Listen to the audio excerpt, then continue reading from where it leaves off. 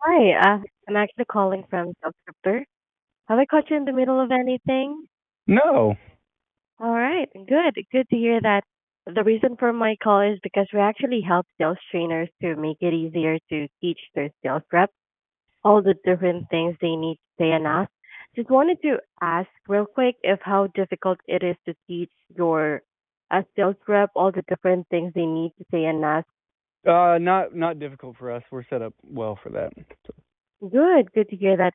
Well, how do you feel about the amount of time it takes to get new reps trained and ramped up and producing? Um, Roughly 3 months. Okay, well, based on that, it might actually make sense to talk more because I'm with a company called Sales Scripter, so our sales script library. We can actually decrease new hire ramp up time and improve the performance for every rep on the team. But I tell you what, I've called you out of the blue, and I'm not sure if this is the best time to discuss this. Are you available for a brief call next week where I can share some examples of how we've helped our sales trainers? I think we're okay for now. I appreciate it though. All right, all right. Thank you so much for your time, though, and thank you so much for taking my call. Here are three things to reflect on and possibly learn from this cold call recording. And the first is to have a good list of questions to ask. And you might not be able to tell from this call recording, but this is actually a brand new salesperson. And this call recording is actually her first time getting a real prospect on the phone. And the reason why you might not know that and the prospect that she's talking to might not know that is because at the core of her cold call script were good questions to ask. And cold calling can be difficult, and you never know what direction the call might go in, and it can be difficult to think of the perfect thing to say at each different moment. But having a good list of questions to ask can minimize all those challenges because the questions always give you something to say. And when you ask good questions, even if you don't really understand what the question is about or why the question is being asked, you will still look more experienced and sophisticated than you might actually be. And if you design your questions properly, your questions can actually create more closing opportunities during your cold calls. This salesperson actually asked what we refer to as pain questions. These are questions that try to figure out if the prospect has the pain points or problems that your product or service can help to solve. And the logic here is that if you can ask a question that figures out that the prospect has the problem that you can help with, that question will help you to create an opportunity to close the prospect. And the way this worked on this cold call is that the salesperson asked the pain question of, how do you feel about the time it takes to get sales reps ramped up and producing? And the prospect responded saying, it takes roughly 3 months. And it might not be crystal clear, but this is a closing opportunity. It's not necessarily a closing opportunity if you're in product selling mode and trying to see if the prospect wants to purchase the product or service you sell, because in this exact moment, the distance between the prospect's response of roughly 3 months and getting the prospect to want to buy what you sell is very far, and there's a lot of work left to do. But if you're more focused on selling the next step of the sales process, which is simply talking more and having a longer conversation, then when the prospect has a response like, it takes 3 months to get our sales reps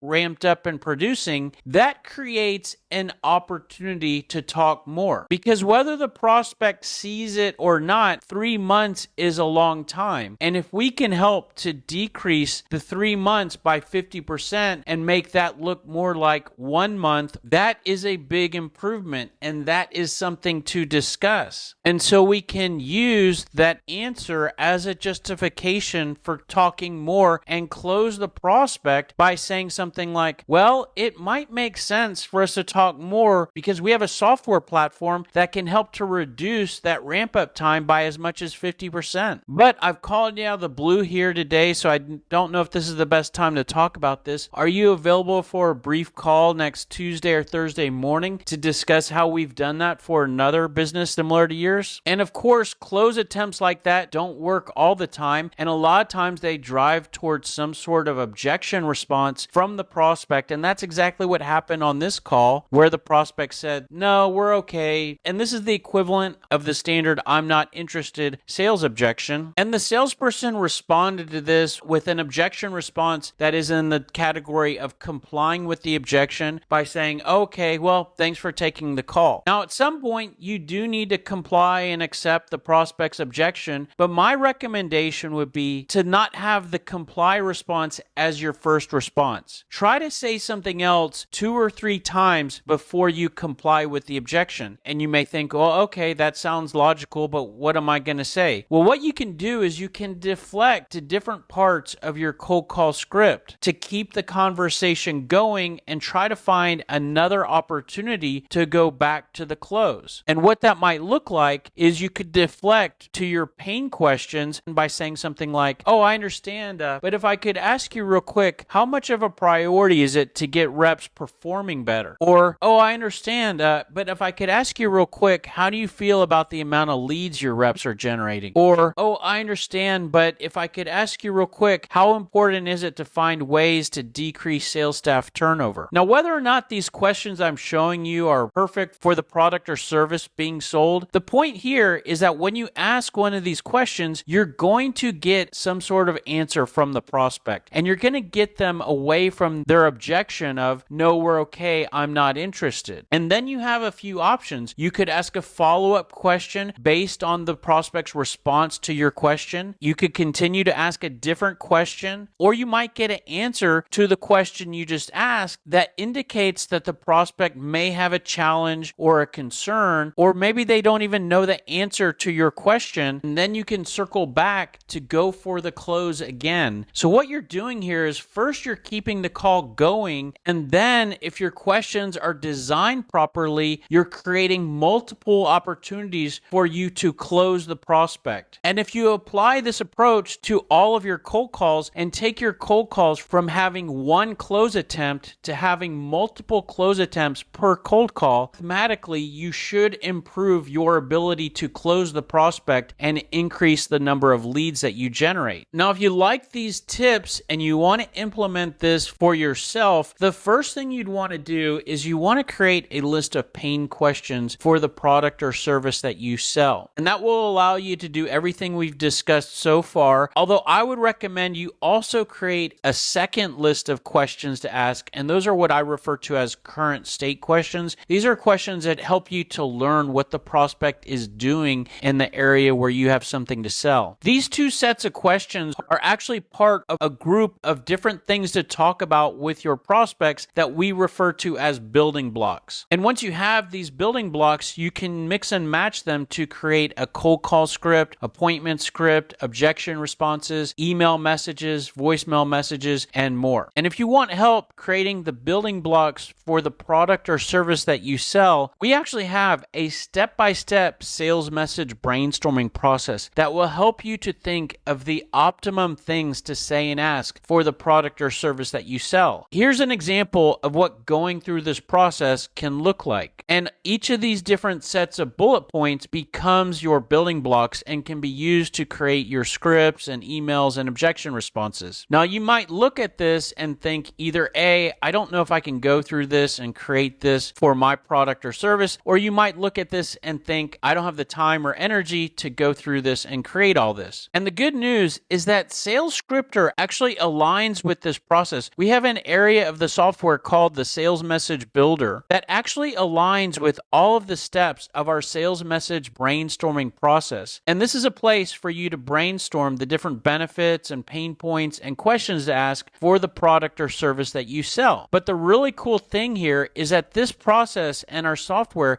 actually includes AI features that utilize ChatGPT, and all you have to do is put in the product or service that you sell. And for demo purposes here, I'm just going to pick a random software as a service product, expense management software. And then all you have to do is put in the name of your company, and you can select the target audience for your sales message. And I'm going to leave it broad with businesses. And if I click start here, and what's going to happen now is that SalesScripter is actually going to communicate with ChatGPT and go through each of the steps of our sales message brainstorming process. And ChatGPT is going to create an optimum set of features and differentiation and benefits and pain points and pain questions and current state questions to ask for the product that we entered of expense management software. So these are our building blocks and our sales message, and then the software of SalesScripter then will use those building blocks to create a library of scripts and emails and objection responses. And to show you an example of what one of those looks like, here's a cold call script for selling expense management software, opening up with your value proposition, some pain questions, current state questions, pain points, product details, customer example, and then going for the close. So hopefully that gives you some new ideas or tips that you can incorporate into your sales efforts. If you have any questions or want more information, the best place to go is salescriptor.com. Thanks for being here. Hope this was helpful, and we look forward to seeing you on the next video. Have a great day. Take care. Bye.